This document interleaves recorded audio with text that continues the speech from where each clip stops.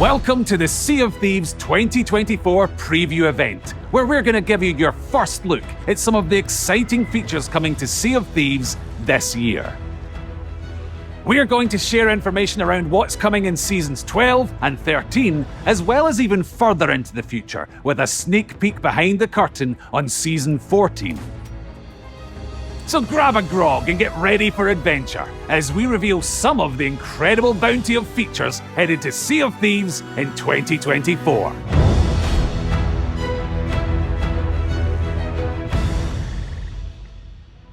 Sea of Thieves is a pirate sandbox adventure game where players create those stories together. And in the world of Sea of Thieves, there are tools and items that may seem simple on the surface, but when they're in the hands of real players who are playing in their own way and bringing their creativity, it really showcases that the sandbox is more than the sum of its parts as it creates these memorable stories. This year, in 2024, our focus is on giving you more tools, more possibilities, and with that freedom out on the waves, give you the possibilities to have these amazing moments and really changing up the core moment-to-moment gameplay of the sandbox. The kind of main aims for Season 12 are about mixing up the meta and how players enjoy all of the different aspects of Sea of Thieves. So as part of Season 12, we're going to be adding 2 new weapons and 3 new tools for players to use. An area we haven't really delved into since launch is adding new weapons to the game. New weapons that give you new tactical choices and strategies out there on your adventures.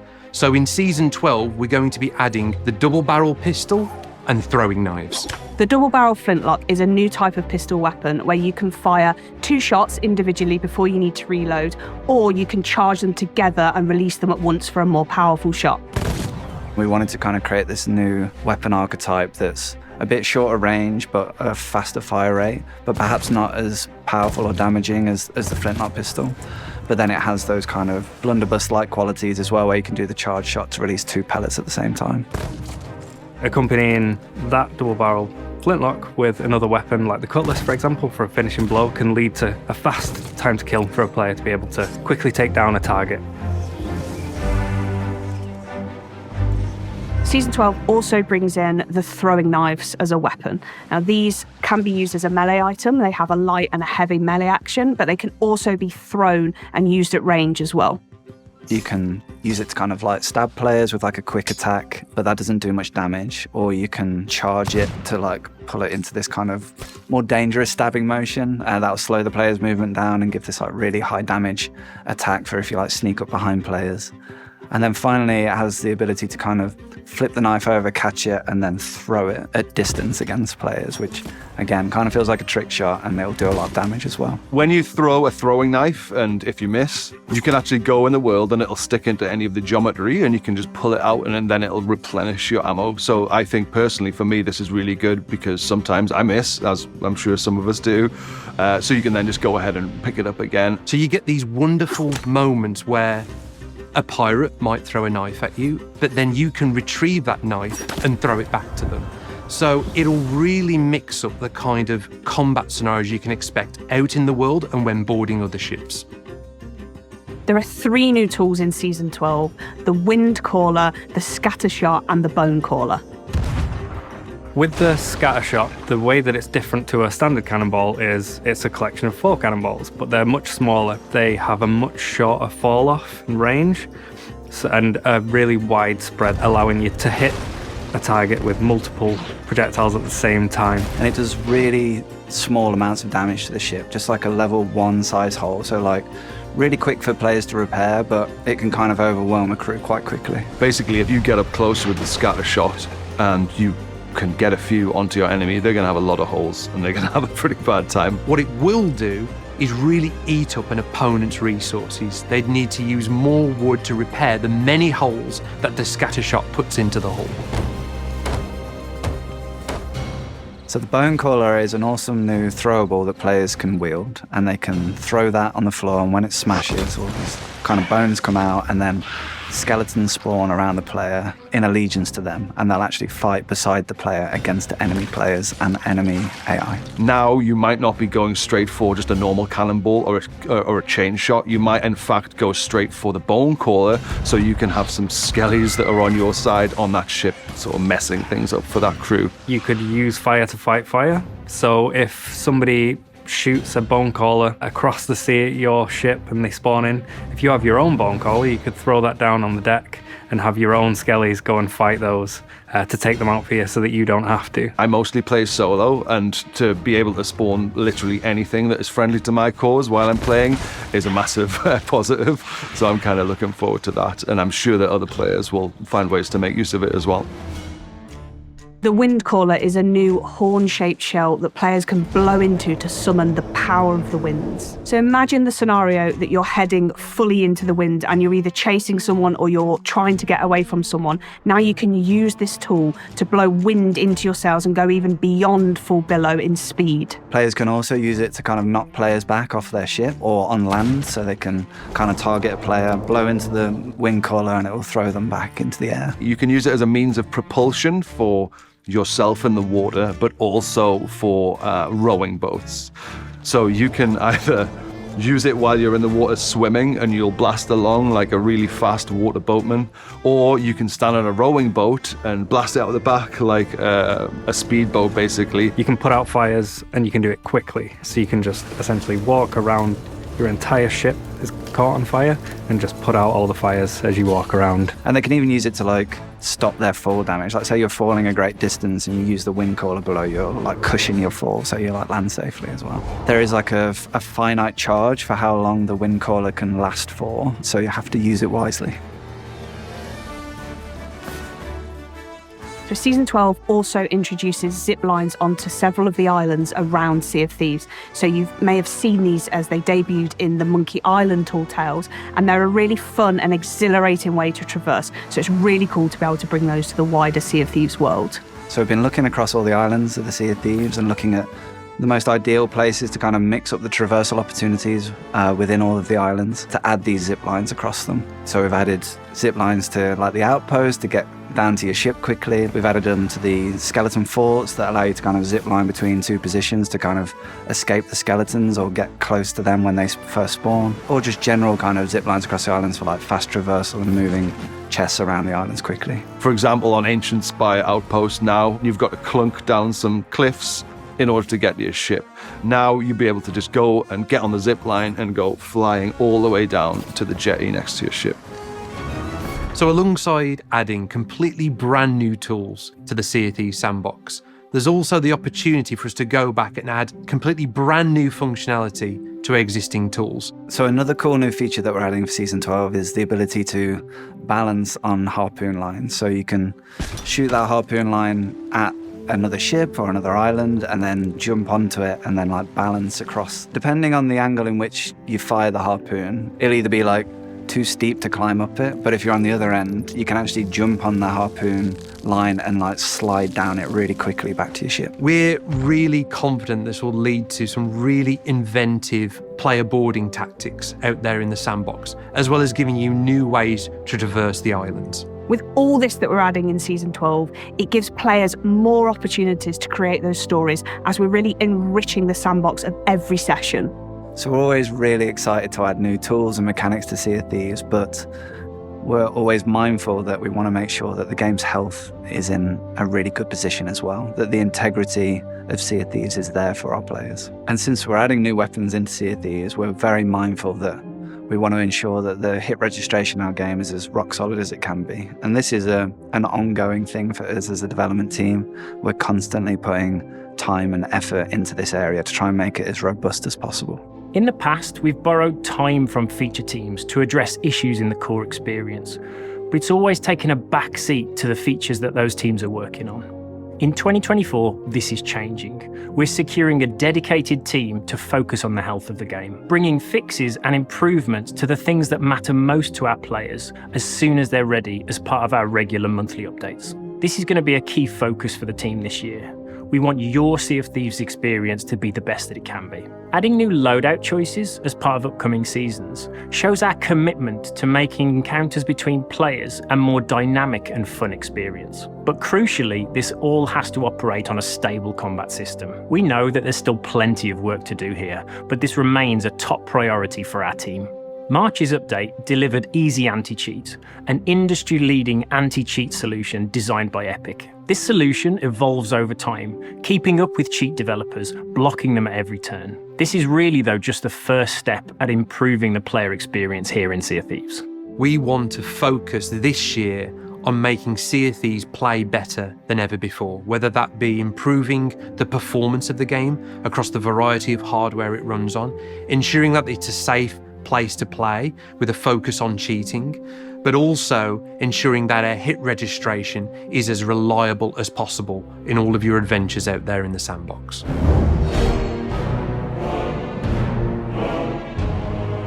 So Captain Flameheart has been a staple and important character of Sea of Thieves for many years, appearing in our novels and appearing in our many tall tales and expanded fiction. With Season 13, this brings the return of Captain Flameheart to the Sea of Thieves. As Flameheart has been resurrected, so has his Burning Blade ship, and it's back in more monstrous and terrifying form than ever before. So we've reimagined it for Season 13, and it looks incredible. It almost looks like a living entity itself. So traditionally, world events have been at set locations throughout the world. The Burning Blade is a little different. The Burning Blade is a ship, and therefore moves around the world. But the twist is, when you've defeated the ship, you have the option to board it and pledge yourself and your crew to Flameheart, enter into his service and become the crew of the Burning Blade, essentially becoming a player-created world event yourselves. So obviously we have to go in big with this one. At a base, it is larger and more formidable than any ship we've seen on the waves. This ship has 10 cannons. It has a statue room dedicated to Flameheart at the back. It has a balcony where Flameheart likes to take in the view every morning with his coffee. And most importantly, it's got a massive flamethrower at the front. Players will be able to pull a lever on their ship and fire 2 massive balls of fire out the front of their ship, which is really interesting because we've never actually had an offensive weapon that's frontal facing before. So I think this is going to create some really interesting dynamic naval combat situations. So once you take over the Burning Blade, you are on this really powerful warship, and you have a skeleton crew helping you as well. So even smaller crews have every chance of crewing the Burning Blade because the skeletons will come to your aid. So you could have skeletons repairing while you're on the cannons firing at enemies, which is excellent. But it's not just about sailing it around the world, which of course you can do. It's about completing orders in service of Captain Flameheart. So around the world, there'll be numerous skeleton camps. You'll notice the Reapers have been conducting excavations on the surface, and they've been dragging up all sorts of ancient artifacts and ancient secrets from below the surface. Underground, there's basically a chamber with a prism that the players can control to draw out constellations on the ceiling in order to help the ritual come to completion and get that knowledge of the ancients. Each of these temples contains the secrets of the ancients, secrets that Flameheart wants above anything else. And as part of taking control of the ship, you'll be able to sail around the world, visit these ancient temples deep below these skeleton camps, engaging new puzzle gameplay, discover treasures, but what you're really after is the Orb of Secrets, a new treasure artifact that Flameheart wants. Collecting these secrets will add tribute to the Burning Blade ship. The more tribute that you collect, the more value will be aboard the Burning Blade. But you will lose the Burning Blade if it sinks or when you choose to go and cash that tribute into Flameheart. So it's really up to you how long you think you can hold on to it with that risk reward, because everybody in the world is going to be coming for you. They're going to know you're in there and know you've got high value. So it really becomes this dynamic player-created world event with players versus players in the sandbox. So even though you can visit these skeleton camps while in control of the Burning Blade, it's not only tightly wedded to that new gameplay, players can also visit them anytime in their adventures. So should players visit these skeleton camps when they're not the crew of the Burning Blade, the skeletons won't be too happy that you've found a way inside these camps, and you'll be engaging in a combat-focused encounter to discover its secrets. What's really exciting about Season 13 is the interplay of the features and the way that they'll bring players together and combine to create new stories. And whether you're the crew of the Burning Blade who wants to protect it, or everyone else who wants to take it down and steal that value, everything in Season 13 will bring you together.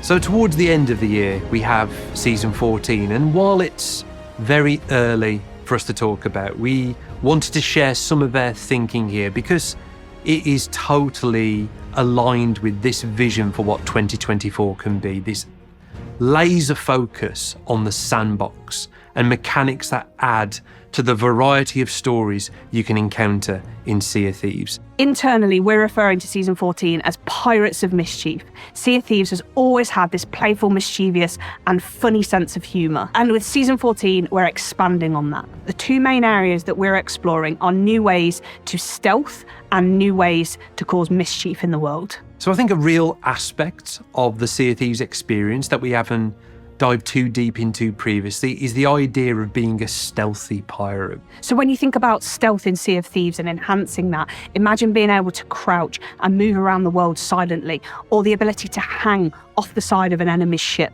When we were having these initial conversations about Season 14, the first thing I thought of was the cardboard boxes in Metal Gear Solid. Could we allow players to climb into chests, and if they choose, they can actually scuttle around with their little legs out the bottom?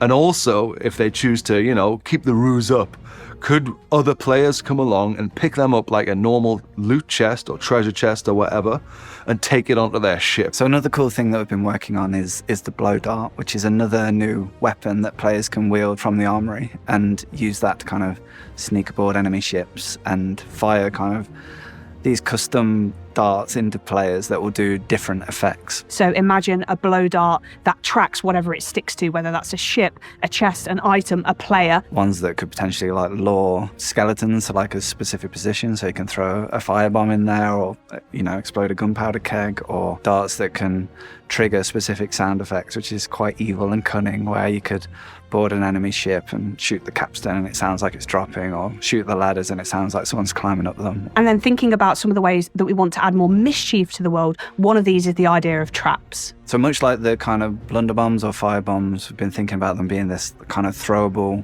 trap that players can kind of throw into the world. Think of it like a spring trap that players can place on the islands to trap skeletons on a bounty or on a fort, or they could place it at the top of their ladders to prevent players from boarding their ships and get caught in this trap.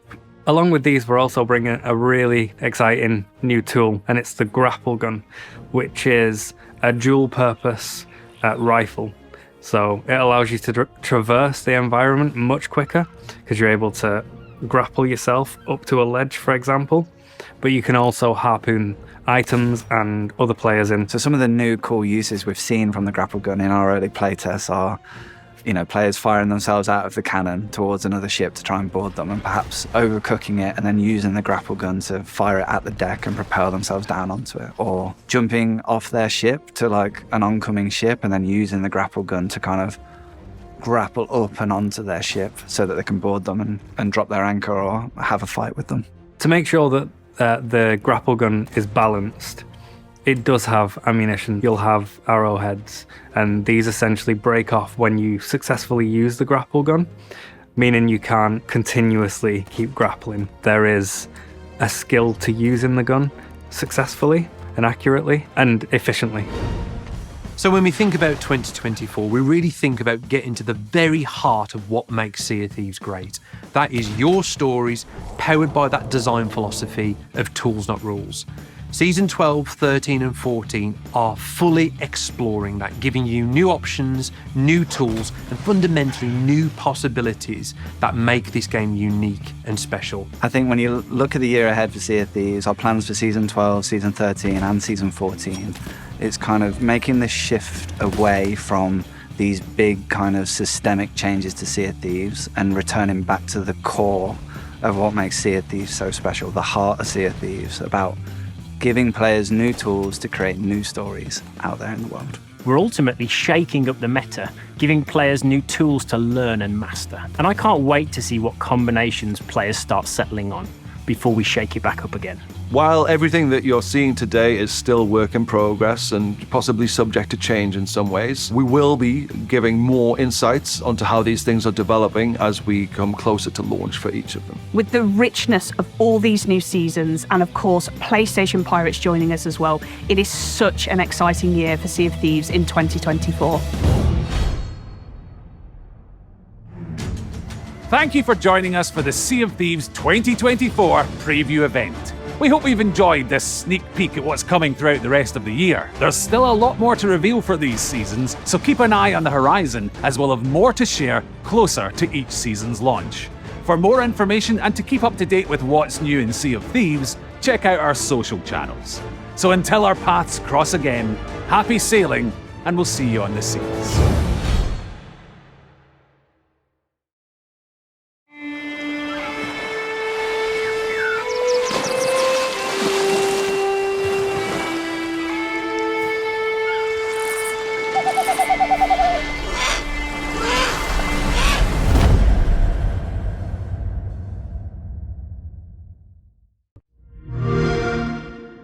Play it now with Game Pass.